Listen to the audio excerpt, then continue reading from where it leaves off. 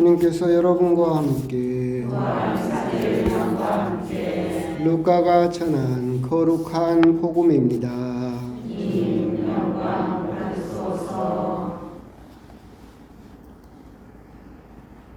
모세의 율법에 따라 정결례를 거행할 날이 되자 예수님의 부모는 아기를 예루살렘으로 데리고 올라가 주님께 바쳤다.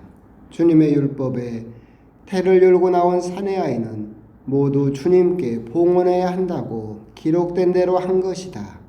그들은 또한 주님의 율법에서 산비둘기 한 쌍이나 어린 집비둘기 2마리를 바치라고 명령한 대로 제물을 바쳤다. 그런데 예루살렘에 시메온이라는 사람이 있었다. 이 사람은 의롭고 독실하며 이스라엘이 위로받을 때를 기다리는 이였는데 성령께서 그 위에 머물러 계셨다. 성령께서는 그에게 주님의 그리스도를 뵙기 전에는 죽지 않으리라고 알려주셨다. 그가 성령에 이끌려 성전으로 들어갔다. 그리고 아기에 관한 율법의 관례를 준수하려고 부모가 아기 예수님을 데리고 들어오자 그는 아기를 2팔에 받아 안고 이렇게 하느님을 찬미하였다.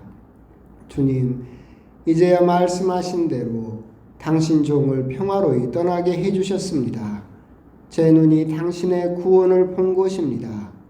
이는 당신께서 모든 민족들 앞에서 마련하신 것으로 다른 민족들에게는 계시의 빛이며 당신 백성 이스라엘에게는 영광입니다. 아기의 아버지와 어머니는 아기를 두고 하는 이 말에 놀라워하였다. 시메온은 그들을 축복하고 나서 아기 어머니 마리아에게 말하였다. 보십시오. 이 아기는 이스라엘에서 많은 사람을 쓰러지게도 하고 일어나게도 하며 또 반대를 받는 표징이 되도록 정해졌습니다.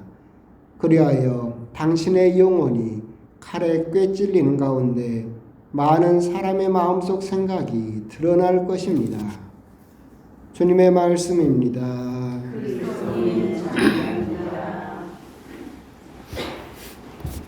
참 예수님. 생각을 해보니까 올해 마지막 미사가 아니네요. 그렇죠? 주일 미사 한 번 남았잖아요. 그리고 그날 저녁에 이제 또 대축일 특전 미사니까 저도 긴가민가 합니다. 어떻게 보면 그래도 또 내년은 용해해, 청룡해라고 그러는데 새해가 또 시작이 되고 늘상 말씀드리는 대로 그러면 이제 2번째 출발이죠. 우리들은 참 어느 나라 사람들하고는 다르게 3번이나 출발할 수 있는 기회를 가지고 있고 대림시기 때는 출발할 때 제가 신앙적인 결심, 다짐을 좀 해보십시오. 그리고 이렇게 2024년처럼 양력으로 새해가 닥치면 그건 세상의 달력이니까 세상에 대한 그런 욕심, 대박 나세요 그런 거 이제 또 욕심을 내보시는 다짐을 하시고 또 우리가 흔히 설날이라고 부르는 우리 민족의 명절이 되면 그때는 민족의 명절이니까 3번째 출발 때는 가족에 대한 다짐 이걸 하면서 새롭게 각기 다른 다짐을 가지고 한번 출발해보자라고 이야기를 했었는데 이제 2번째 출발을 앞두고 있는 그런 또 12월 부활 8부 축제 금요일 미사입니다. 한 해를 마무리하면 항상 이맘때가 되면 언론사에서 막 해가지고 대학 교수라는 사람들이 한 해를 마무리하는 사자성어를 발표하고 그러죠. 올해 사자성어는 결리망이였던가 그건데 이익을 보고 정의를 잊어버렸다 막 그렇게 정했다고 그러네요. 작년에는 과계불개였던가 잘못을 해놓고 고치지 않는다.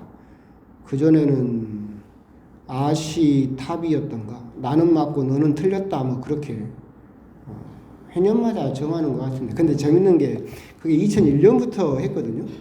근데 여러분 한번 찾아보면 한 번도 좋은 말이 없습니다. 그 사자성어대로 하면 우리나라는 아마 골백분도 망했을 것 같아요.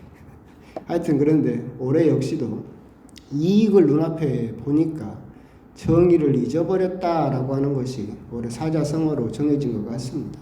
또 금방 잊혀지겠지만 그런 또 관점에서 오늘 복음을 또 볼 수 있을 것 같습니다. 오늘 복음은 봉헌 죽일 때 봉독되는 예수님께서 성전에 봉헌되시는 그 내용입니다. 즉 정결례 사내 아이를 낳은 또 그 부모는 40일 동안 부정해서 40일이 지나면 정결 깨끗하게 다시 회복하기 위해서 성전에 이제 아이를 봉헌하고 그렇게 깨끗해지는 의식을 하게 됩니다. 사실은 우리나라도 아이가 좀 안타까운 일이지만 지금 없어져 버렸다고는 하지만 엄마 뱃속에 있을 때부터 1살이죠. 저는 그게 참 좋다고 생각하는데 서양이나 다른 나라에서는 태어나야만 사람이다 라고 인정을 하지만 우리나라는 엄마 뱃속에서 있을 때부터 사람이다 라고 인정을 하는 것은 우리 가톨릭 윤리하고도 굉장히 들어맞는다.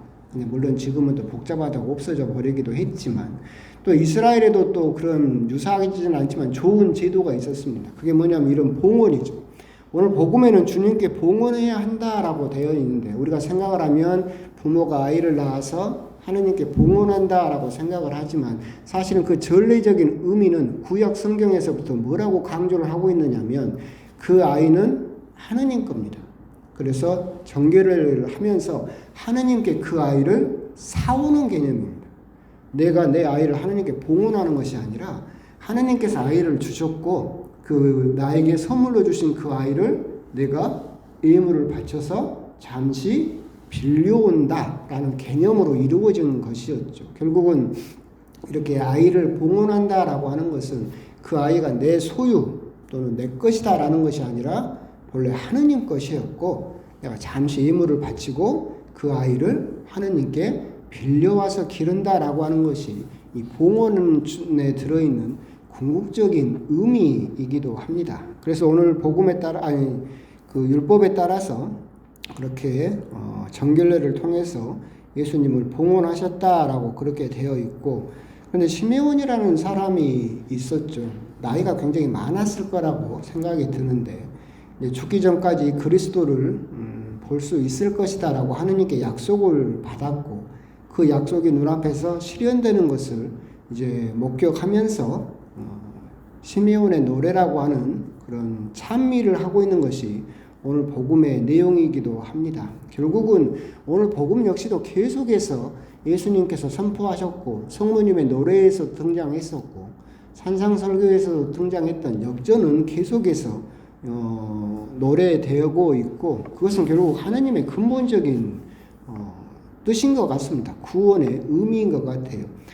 보십시오. 이 이야기는 이스라엘에서 많은 사람을 쓰러지게도 하고 일어나게도 하며 반대를 받는 표징이 되도록 정해졌습니다라고 이 아이 그리스도의 운명을 이야기를 하고 있죠. 그런데 이 부분을 물론 앞부분은 영광에 대해서 이야기를 하고 있지만 이 부분을 곰곰이 묵상을 해보면 여러분 생각에 누가 쓰러질 것 같습니까? 서 있는 사람이 쓰러질 것이고 누가 일어나겠습니까? 넘어졌던 사람이 일어나게 될 겁니다. 결국은 자기 발로 서 있다고 생각하는 세상의 권력자들, 세상의 부자들은 쓰러지게 될 것이고 누워있다라고 넘어져 있다라고 생각하는 사람들은 결국 일어나게 될 것이다라고 하는 근본적인 역전을 또한 노래하고 있고 그렇기 때문에 예수님은 모든 사람들로부터 모든 사람은 아니지만 많은 사람들로부터 반대를 받는 표징이 될 것이다. 그 일을 보고 겪는 어머니 당신은 칼에 찔리는 고통을 받게 될 것이다 라고 그렇게 이야기를 하고 있습니다. 오늘 복음에서 우리가 이제 한 가지 시메온을 통해서 우리가 묵상했으면 좋겠다 싶은 것은 신앙인이라고 하는 것. 시메온은 평생을 기다린 사람이죠. 평생을 기다린 사람이었고 그리스도를 이제 눈앞에서 목격하고 구원을 직접 본 사람이 되었습니다. 신앙인이라고 하는 것은 제가 항상 말씀드리듯이 보이지 않는 것을 보는 사람이고 들리지 않는 것을 듣는 사람이 신앙인입니다.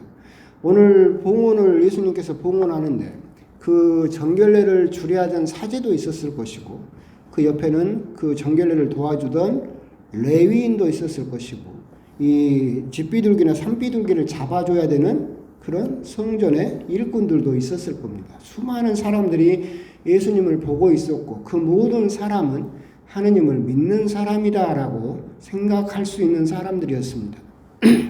하지만 그 수많은 사람들 중에서 예수님을 알아본 사람은 시므온 한 사람이었다. 물론 뒤에 한나도 나오긴 하지만 성모님과 요셉 성인을 빼고 예수님을 처음으로 봤을 때 그분이 그리스도이시다라고 하는 것을 수많은 아기들 속에서도 하루에도 몇 번씩 그렇게 봉헌됐겠죠. 그 아기들 속에서 그리스도를 알아볼 수 있었던 사람은 시므온 한 명이었다. 결국 신앙인이라고 한다면 보이지 않는 것을 볼 수 있는 사람이고 들리지 않는 것을 들을 수 있는 사람이 바로 믿는 사람, 신앙인이다라고 하는 거 오늘 시므온을 통해서 우리들은 묵상해 볼 수 있을 것이다. 쉽게 말하면 그렇습니다. 성전 때도 말씀드렸듯이 이 앞으로 예수님의 모든 일생이 요약되어서 이제 성탄 때 여러분 눈앞에 펼쳐졌죠. 예수님의 탄생과 예수님의 죽음과 예수님의 지금 현재가 여러분 눈앞에 펼쳐져 있습니다.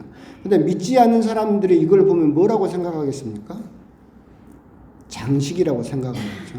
성탄이니까 이렇게 꾸며놨는가 보다라고 생각을 할 것이고 십자가를 보면 뭐라고 하겠습니까? 잔인하다고 생각하겠죠. 옛날에 그 어떤 할머니가 성당 다니는 그 손녀딸한테 뭐라고 했다고 하잖아요. 얼마나 믿을 게 없으면 저렇게 끔찍한 것을 믿냐. 그러잖아요. 십자가에서 피를 흘리면서 죽어가는 이것을 믿고 기도하고 있다. 믿지 않는 사람들 눈에는 이 안에 들어있는 하느님께서 이 세상에 내려오셔서 당신 자신을 직접 우리들의 밥으로 주시고자 하는 사랑과 희생이 전혀 눈에 들어오지 않을 것입니다. 하지만 믿는 사람들은 이 앞에 펼쳐진 이것을 보고 예수님의 사랑과 하느님의 구원을 우리들은 볼 수 있는 사람이다. 그걸 또한 볼 수 있어야만 우리들은 신앙인이다라고 부를 수 있을 겁니다. 이건 우리 복음에만 해당되는 이야기는 아니에요.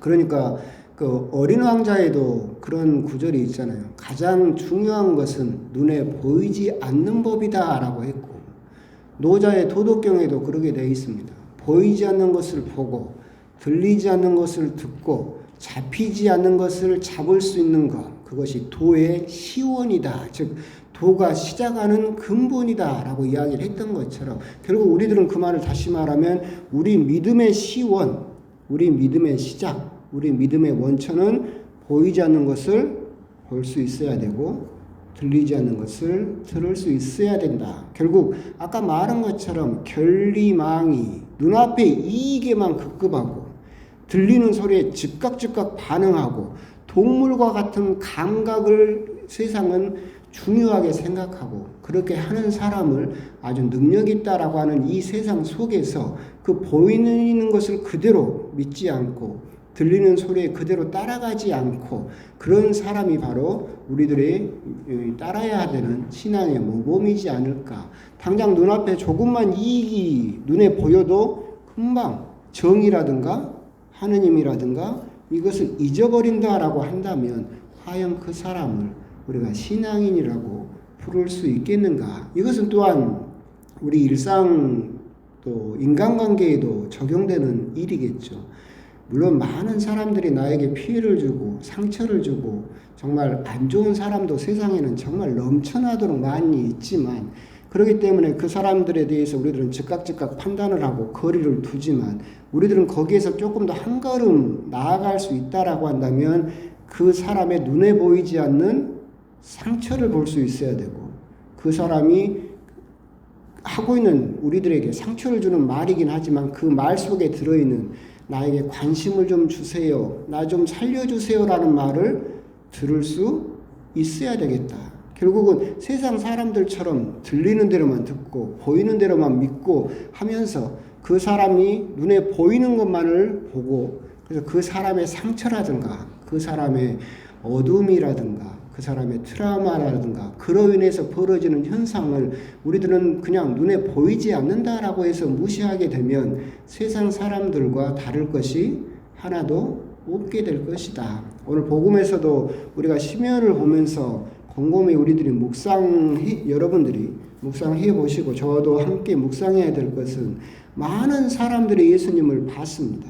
하지만 시므온만이 예수님이 구원자이시다라고 하는 것을 알아볼 수 있었다. 그리고 신앙인이라고 하는 것은 보이는 대로 보는 사람이 아니고 들리는 대로 듣는 사람이 아니다. 결국은 이렇게 선포되는 말 속에서도 하느님의 뜻을 찾아낼 수 있는 사람이고 눈에 보이는 이 안에서도 하느님의 사랑을 볼 수 있는 사람이고 나와 말을 하는 그 사람에게서 그 사람의 상처라든가 그 사람의 어떤 살려달라라는 외침을 듣고 위로해 줄 수 있는 그런 것들을 볼 수 있는 사람이 바로 시므온과 같은 구원을 볼 수 있는 신앙인이다라고 하는 점, 그런 점을 한번 묵상하시면서 한 해를 마무리하시면서 한번 이제 우리 역시도 생각을 해볼 필요가 있겠죠. 올 한 해 나는 정말 어떻게 보면 보이는 대로만 보고 들리는 대로만 반응하고 눈앞에 이익에만 급급하는 결리망이라고 표현되던 2023년을 내가 그렇게 살아온 것은 아닐까. 한국 사람들이 그렇게 살았듯이 믿지 않는 사람들이 그렇게 살았듯이 나 역시도 그렇게 살았던 것은 아닐까. 결국 새로운 한 해를 시작하시면서 조금 더 마음을 열고 보이지 않는 것을 보려고 들리지 않는 것을 들으려고 하는 그런 신앙의 자세를 한 번 더 곰곰이 다짐해 보셨으면 좋겠습니다. 아멘.